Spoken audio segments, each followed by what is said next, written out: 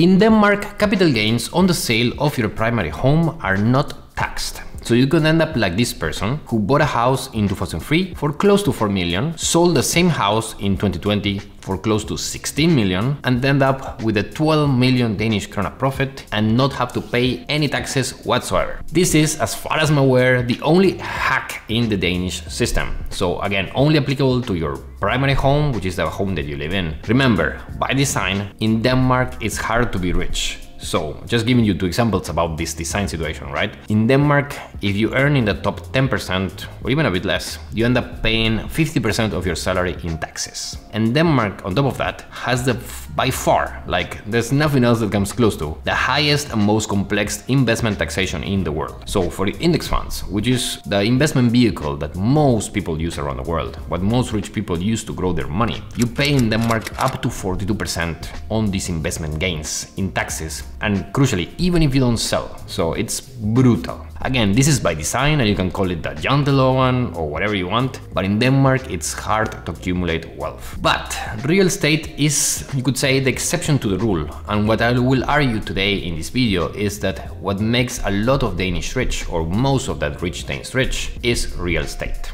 So now, to put this into perspective, I'll invite two people. The first one, let me introduce you to Party Peter. So he's a joyful, life well-lived type of guy, and his story is that in 2011, he was in university, and with the help of his parents, he bought a small flat in Copenhagen. He paid 2 million for that, and importantly, that was the maximum money the bank would allow him to buy for. So they would borrow him a little bit on top of what his parents gave him, but I mean, that was the maximum he could do. He could not borrow anymore. Then in 2017, the real estate market boomed. His apartment was worth now 4 million, so that's like double. He sold the apartment that he had before, so this apartment, and used the money to buy a new and bigger apartment. He used this money, this 4 million krona that he would have now, to buy the new apartment, and then he paid 7.5 million for that apartment. Again, he borrowed every cent the bank would give him, which again, when you put a down payment of 3 to 4 million krona, that's a big down borrowing you could do. In 2022, the market kept going up,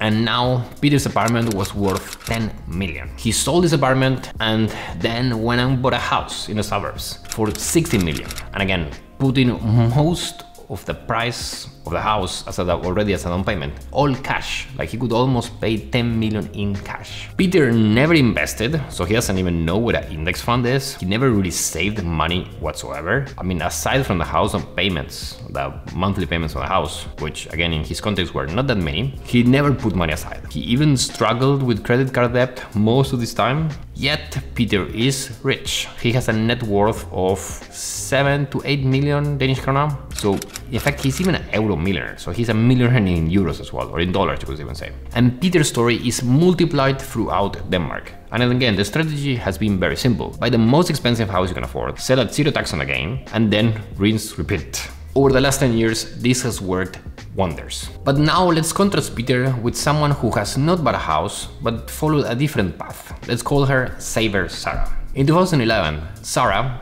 was, to the envy of most of her friends, being able to find a good public housing in a nice area of Copenhagen. These are the apartments that basically get subsidized by the state or someone. Basically you need to be in a list for like 10 years or more to get one of these ones.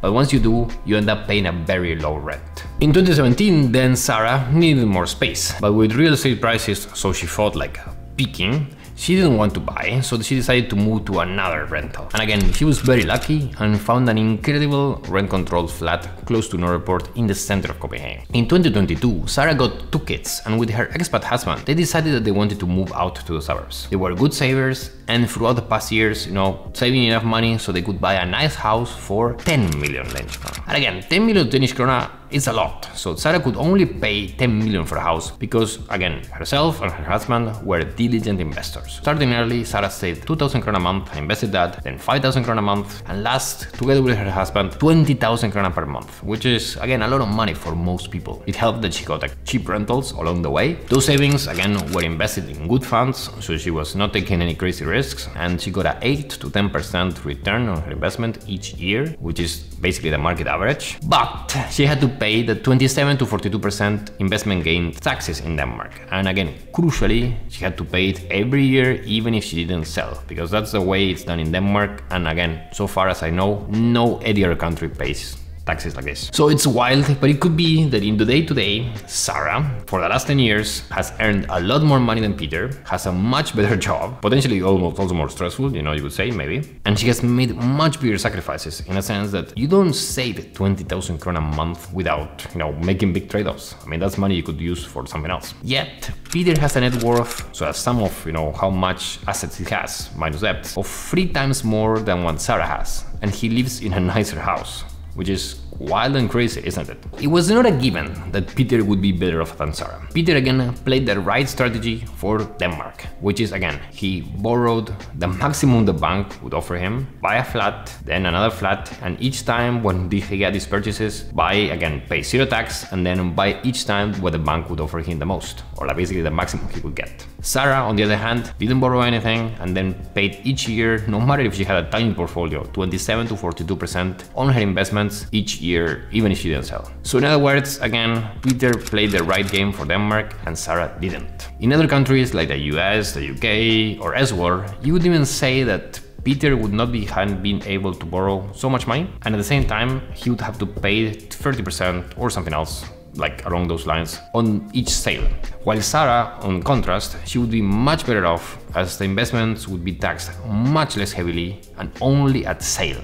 In conclusion, for the last 10 years, the right strategy in Denmark has been Peter's strategy, which is, again, what he did to become rich. Buy the most expensive house that you can and do it as early as possible, sell, pay no taxes, and buy again the most expensive house you can afford, in this new case, and rinse, repeat each time.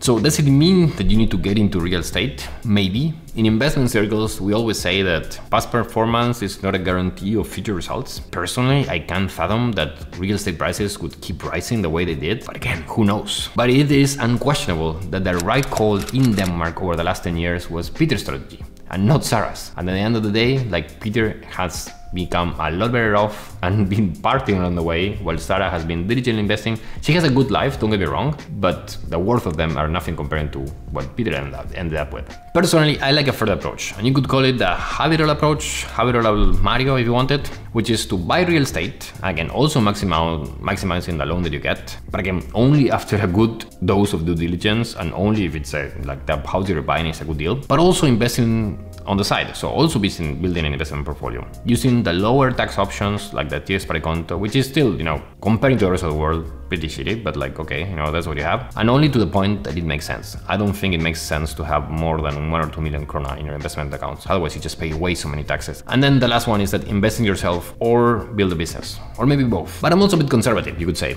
So I have my own flat now for many years, and even though I would like more space or a bigger flat or a house, I couldn't get myself to pay that ridiculous money that it costs, but let's see. But if you want to start saving like Saver Sarah, you should check this video over here where I go through the best ways to save money in Denmark. Talk to you next time.